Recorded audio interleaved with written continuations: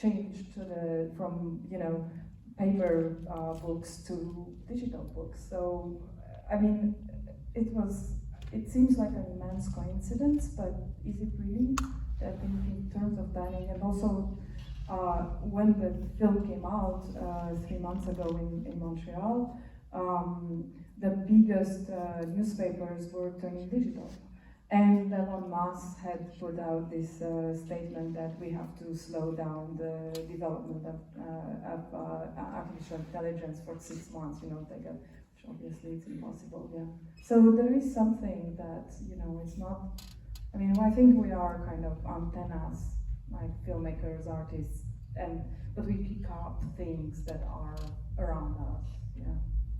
Yeah, I think it's so wonderful to hear that you had and you took so much time in the making of the film, because I think that's something that the film so beautifully advocates for, is taking that time to reflect and to explore and to really dive into something and truly take it in. So yeah, you can feel that in the film, and it feels like it certainly arrived at a very pivotal moment in our history and culture.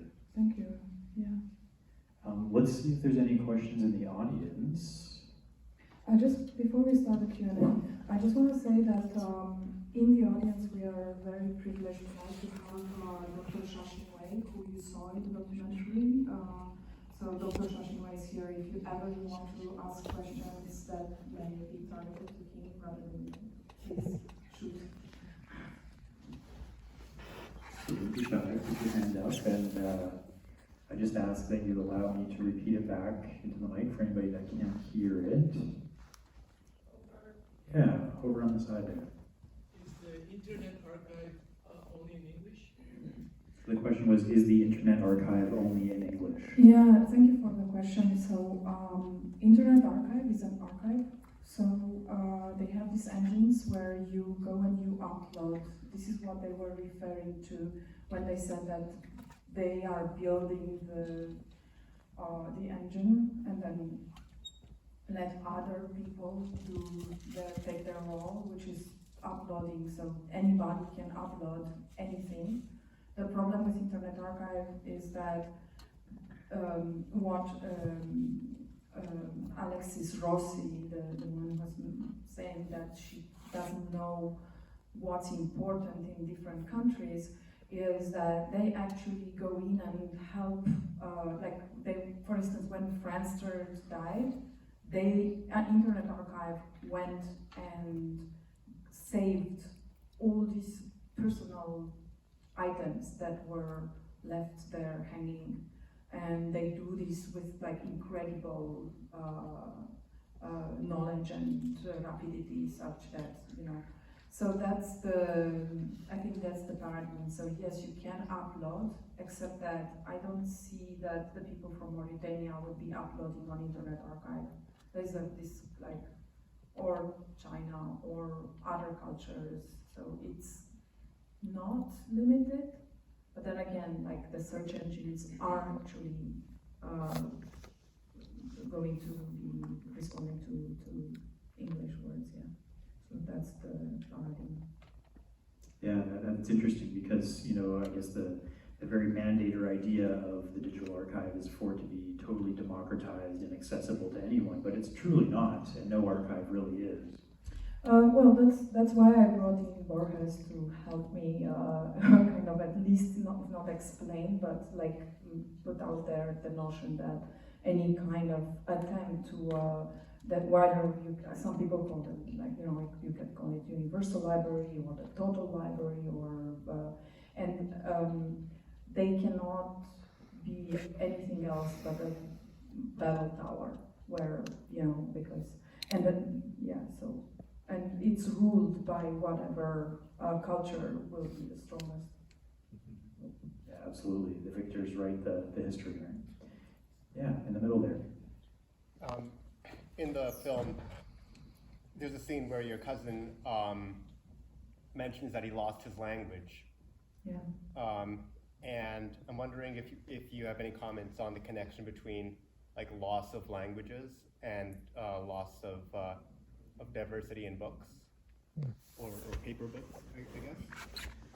Well, so the question was whether there was a connection between the loss of language and the loss of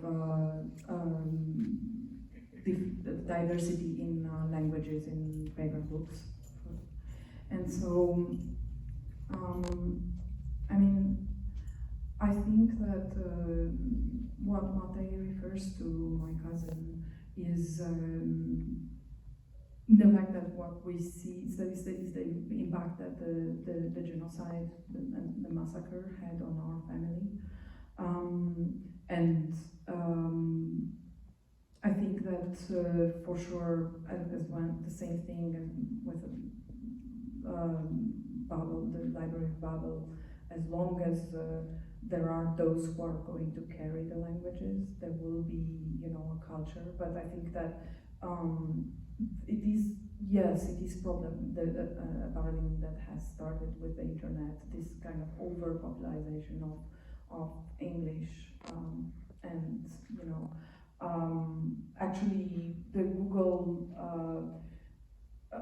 attempt to the Universal Library was stopped by the governments of Germany, France, as well as the Guild of the Authors Guild Guild in USA, and that was because they were questioning.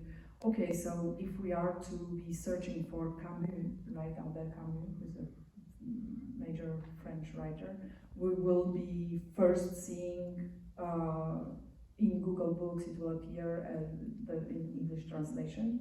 And so it would have been, yes, the first thing would have appeared, would have been the English translation.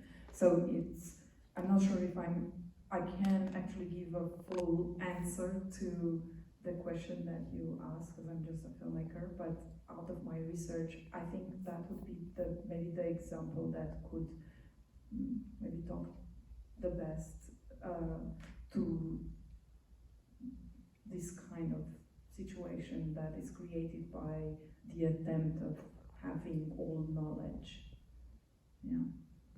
Yeah, there's a lot of efforts currently to capture dying languages, especially here in Canada, Indigenous languages, and having committed to digital archives that they can survive. Yeah, actually, a wonderful initiative by Moleskine Foundation, Maria Sebregondi and such, is Wiki Africa, which is because they discovered that, it's a known fact that the quantity of information that exists in Wikipedia that refers to Africa, the whole continent, is equal to that it exists in regards to referring to Switzerland. So the whole continent. So now what they do with Wiki Africa, Maria Sebregondi and her collaborators have this program in which they encourage the students from schools to enter their stories in the Wiki Africa, African, but told by they are the ones who are the storytellers. Yeah, I think that touches on an interesting idea, this notion of the utopian myth of the digital archive. But like any other archive, it's biased, right? And it requires human input and someone to decide what is worth going up. Yeah, how it's displayed. It's absolutely right. An archive has less filters. A library, though, is really like a museum. It has, and this is Umberto Eco's writing about this, about the filters and the importance of filters, because that's how we have like a national library is going to put forward whatever is valuable for that particular country or neighborhood or community. Or family in our cases, yes, absolutely. Yeah. Let's take another question from the audience. Go ahead. Yes, I'm just wondering if there were any major learnings regarding handwriting and the emotional expression that comes out of handwriting, and what can be done with that or not. I know it was just touched on in the film, but are there any key core things that came out of your experiences to Yeah. explain anything Yeah. about that and where we're going with it? Because that's really where you see expression Yeah. in different languages and how it's written and the style of writing and all of those Yeah. things that we're losing. Yeah, thank you very much for this question. It's a very large question. There's this film, actually, I could have made so many films, and just I had to choose a path. There is one of the people I would refer to is Anne Mangan. I put a cover of one book. She's done an extensive work on the haptics of writing and the link that there is between the hapticity of writing, the fact that we have to, in order, and memory, so how the act of writing itself is mnemonic. So this is one side that's really interesting, and there is a lot to say.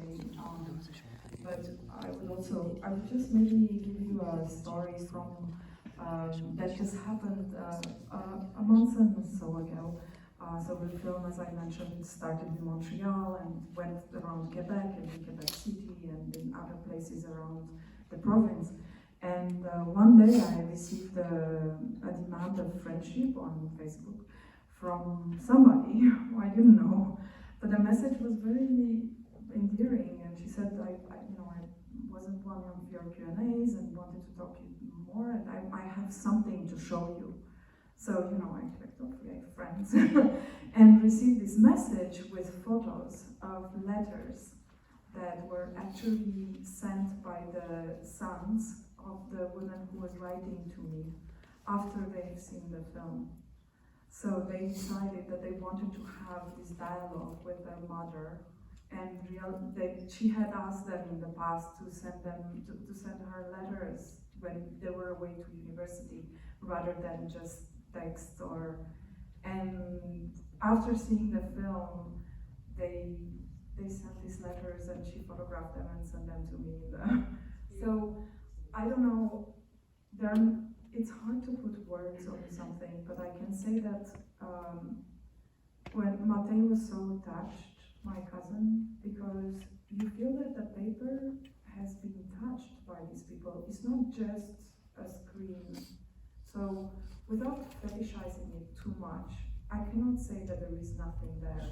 And also the letters during the time of the genocide, during the time of the Khintirian massacre, you see the writing is really, it's different. And when you learn, that's what I was saying about, I learned that because I could see the emotion, it permeating.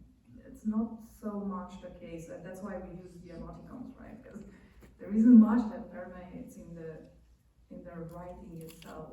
So yeah, these are just little bits of how much we could talk about this subject for sure. We have time for a couple more questions. I see an eager hand right there. Yes. Hi, can you hear me from here? Yes, I do hear you. I just don't see you, but Oh, okay, it's all good. Okay, but you hear me. Okay.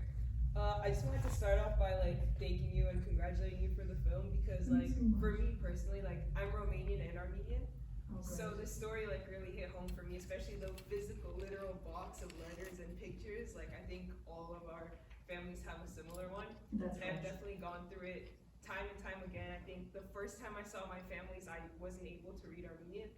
And I'm still getting better at it, That's and their right. Ottoman Empire documents too, and I'm just trying to still look through them and trying to understand them for the same purpose that you did as well. So that meant a lot for me, and I'm sure a lot of people relate to that and really see themselves in it. So thank you so much for that. Thank you. My question though, kind of different, is in your research, if you continue to research on this topic, have you seen how this is relevant in the kind of sphere of AI, and how having a reliable set of data for AI to learn from to give reliable answers to people is important? Have you found out anything about that? Are you asking whether AI could help us in this process of finding or relating to the memory that is written on paper? More how important is backing up our knowledge from everything before the digital age to AI, which relies on everything that is digitized? Yeah, okay, so I'll try and answer and you tell me if I do it correctly. So I think out of my research, I was quite surprised, and maybe you don't see it in the film that clear, but when the historian tells me that they don't digitize in Montreal, where you would expect that they would have the means to digitize, and that she says like, well, we don't digitize because the paper lasts. I'm like, what? So in regards to AI, I think AI is another tool. We call it intelligence, but like we call hard drives memory, and there is nothing that there's nothing to do with human memory. It's the same thing with AI. First of all, we would have to know what we mean by intelligence, because there are so many different definitions of intelligence. So I think that it's a tool, and we use it under this umbrella. There are many tools actually, and we use it under this umbrella term of artificial intelligence that has, looking into the past behavior and reproducing that same behavior in ways that sometimes can be extremely useful, right? Like identifying plants or I don't know. There are so many ways that we can use artificial intelligence. However, I think we should not expect from it what the promise maybe of the word intelligence, which is what the promise of that word could actually incorporate when it refers to humans. So I think we have to think in terms of what actually artificial intelligence is, such that we know how to use it. So I don't know if that's a good answer, but I think that it basically, with every tool, we have to think about what is it actually replacing. So like from memory, we created tools for memory. So therefore, it's not those are not tools for memorization. So the book was a tool that was helping memorizing in the time past before Gutenberg. It was an intermediary of memory. So we were like the texts were read only until they were memorized. That's why you have the les illumineurs, the drawings, on the side of the pages in the Middle Ages. That was to help memory. So to add an image to the fragment. So with so if we see the progression of these tools, and you wonder what it is, finally, we no longer refer to books in that way. Neither do we refer to the web that way. I mean, it's a tool that got replaced, right? We externalize our memory, so we don't remember stuff. Now the question is, okay, so in artificial intelligence, what can it do? Where can it help us? And where we want to keep that for ourselves as humans? I think that's, I'm not sure if it's an answer, but I hope it helps. Thank you. All right, we have time for one more. Yes, Emily. Emily, Hi, hello. nice to see you again. I'm so curious about how isolated or connected the community at Mauritania was, and if they're used to researchers coming through, or if what it was like to set up those interviews with them, because I can't imagine a laptop existing there, but I'm sure they must have a phone or something. Yeah. It's actually it's very nice. They're long outfits. Here there is a pocket for the cell phone. So as much as they look very different, they're very up to date. And that's why they lied. I mean, you see that in the way they kind of laugh about it. Mauritania,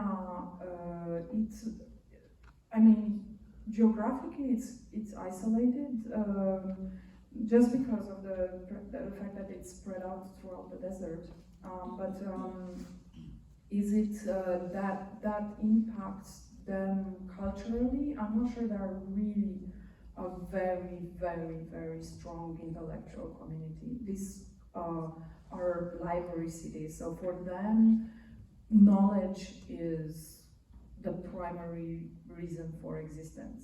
So that's why I was so surprised. I didn't know what to expect. I thought I would go there because in the film, maybe you noticed, I'm kind of trying to go to touch of each era. So we see the printing press, we see, the writing by hand in different making of the objects. So I thought, oh, they are going to be kind of in that past that is, antiquity almost for us. And I was surprised that they're so ahead of even of our thinking, that they think, oh, and beyond, like, yeah, we digitize, but in order for children to be able to, they will have to parallelly learn how to calligraph and to digitize. It's a small community, and they can have that kind of control. So in that sense, maybe that's the isolation that I would associate with that community. It's an isolation that allows them to go their way, be less influenced by but a lot of the young generation is going towards the cities in Nouakchott, for instance. That's why the home-based libraries are abandoned and sometimes end up being munched up by the goats. But if not, in terms of the reportage, they were incredibly comfortable with it. But I had a guide, Lenin, who opened the doors. If not, I would never have spoken with an erudite. That's for sure. Yeah. Well, I'm afraid we have to leave it there, but thank you so much for sharing this beautiful film with us. Thank you all for coming.